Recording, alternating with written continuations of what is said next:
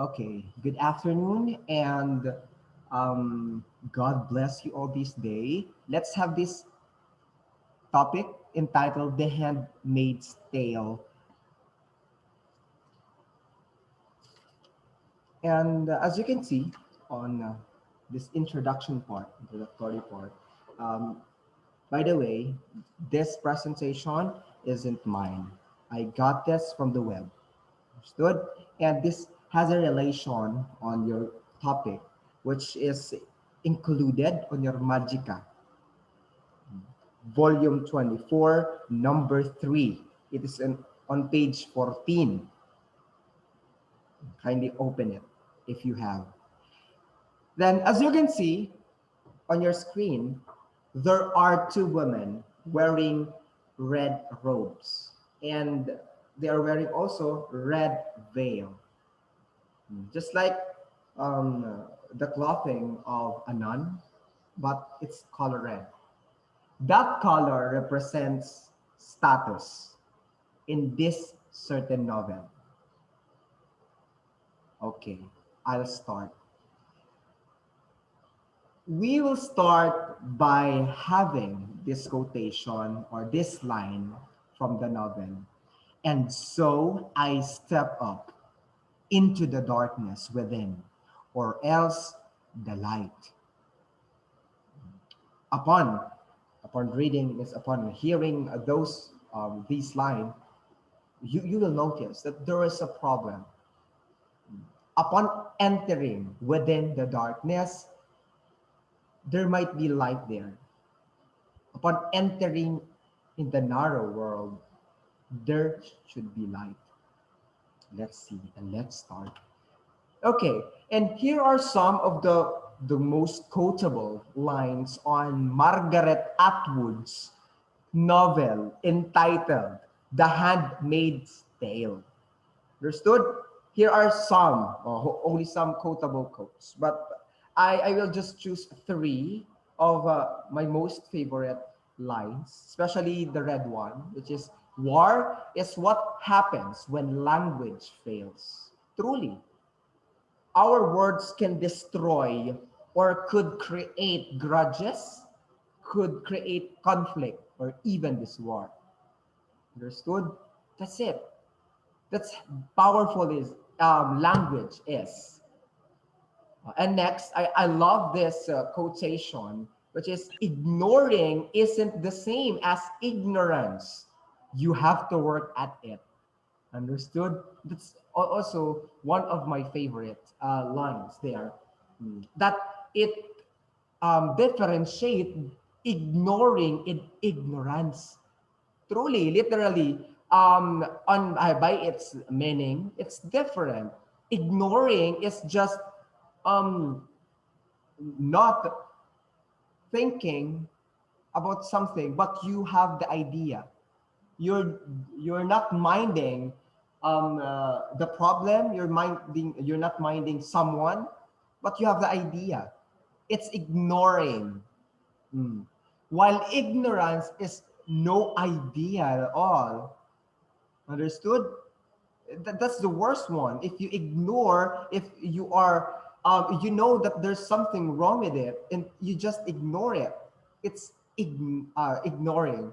Ignorance is you don't have an idea mm, about the problem which is present. Understood?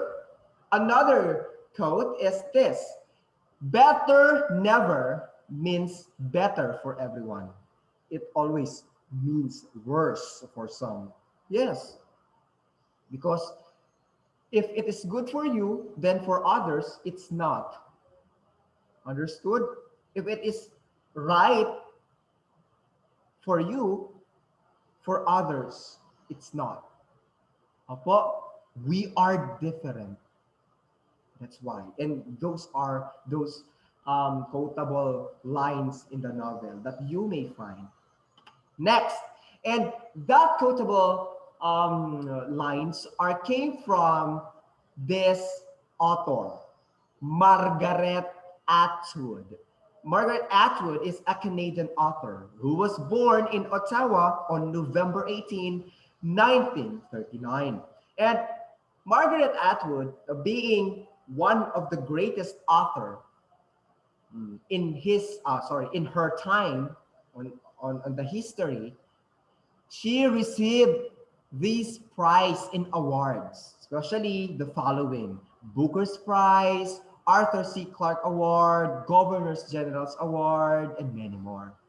Understood? And Margaret Atwood wrote 29, and she authored these 29 volumes of poetry, fiction, and non-fiction. She authored that 29 volumes.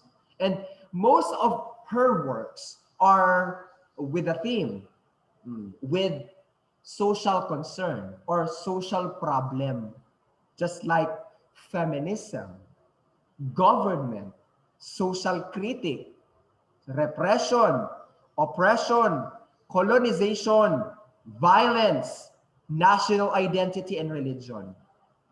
Those are her main topic in writing, which is also available and showed on The Handmaid's Tale, written by the same author, Margaret Atwood. Understood? And then you need to know this dystopia. But before we proceed to dystopia, are you familiar with utopia? Do you know what utopia is all about? Do you have an idea of utopia? You don't have? Okay. Utopia is the perfect world. This is an imaginary world where you can find your pleasure, you can find um, con- contentment in utopia. You're free. Everything that you wanted, you may find in here in utopia. But this, or on behalf of utopia, we have this dystopia. Dystopia where you can find terrifying things, where people are restrictive to um, to do something that they really wanted. Understood? That's it. That's dystopia means. You are not, you don't have this right, you don't have the freedom, you are being suppressed, but it's for the good. Opo. But remember, you are terrified. When we say terrified, someone is having this terrorism act on your society. In Atwood's writings, she focused more on this, in this dystopian literature. One of the literature that best suit in this is The Handmaid's Tale. In Handmaid's Tale, Atwood cited Gilead. Gilead is a society, imperfect society, and it depicts religious extremists which has taken over the society or the place or the world, maybe. And also, in Gilead, there is a reversed progress, or in short, there is a regression, especially in the sexual revolution of the people. Understood? It's not, um, it's not, it's not good for these people because remember, progress should be positive. It should be in forward, not backward. What happened to the society was it the progress was backwardly. It's reversed. It gone back to the past belief. Understood? That's it. That's dystopia is all about. It's imperfect world. Let's proceed. And you may find also in Gileadian society these atavistic puritanism, republic. It means that atavism is the reversion of appearance. We gone back and we changed the way we look, the way we behave. Understood?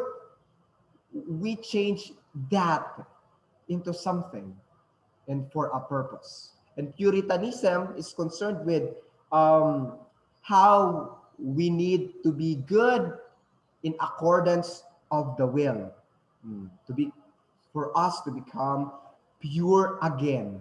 That's atavistic Puritanism. They believe on that. And then in Gillidan society, there is a feminist liberation because there is unjust treatment to these women. In Gilead. Understood? Um, there is a subjugation of women and men that they think that men are powerful than women.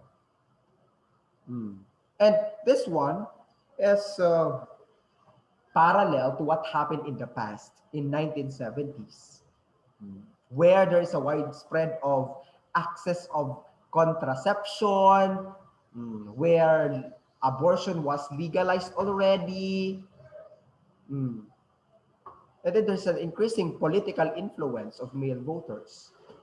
That's what happened.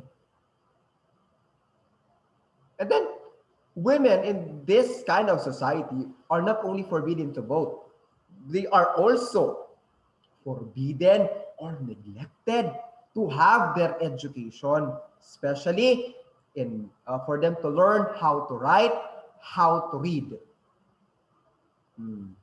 In Atwood's novel, it paints a picture of a world undone by pollution. Oh, you simply imagine if the society is already polluted and where people are already infertile, not only people, but also the soil is infertile. There's no trees anymore. There's no plants anymore. And also the people is already infertile because of what is happening, because of the environment present in that society. Understood? And then um, it is happening now. Understood? It's happening now. I'm just being real. That's religion. And then Margaret Atwood was inspired to write this novel because of this reason and because of her experiences during her time. Because of this, the rise of social conservatism in 1980s, the Cold War in Berlin, in the 1979 Islamic Revolution in Iran, and also this rise of evangelical Christianity in US. We also have this modern Puritanism and also this social stratification which is happening until now. Opo, still, it's happening. Mm. Just like sorry, social stratification is the classification of people. Opo, there are elite people, there are noblemen, there are working people, there are common people, there are poor people. Understood? That's how you classify the society. We are being tagged and being um, classified based from our status. Understood? Because of that. So we have this social stratification. Right now, we also have this. Opo.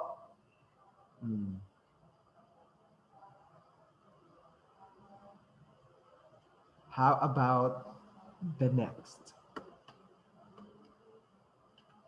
Okay, this one.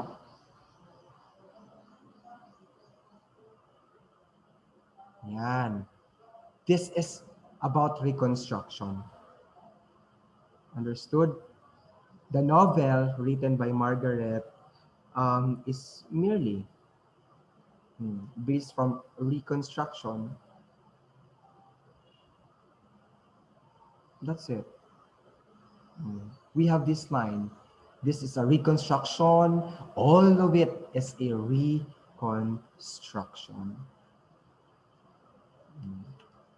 And that's how we end the first slide.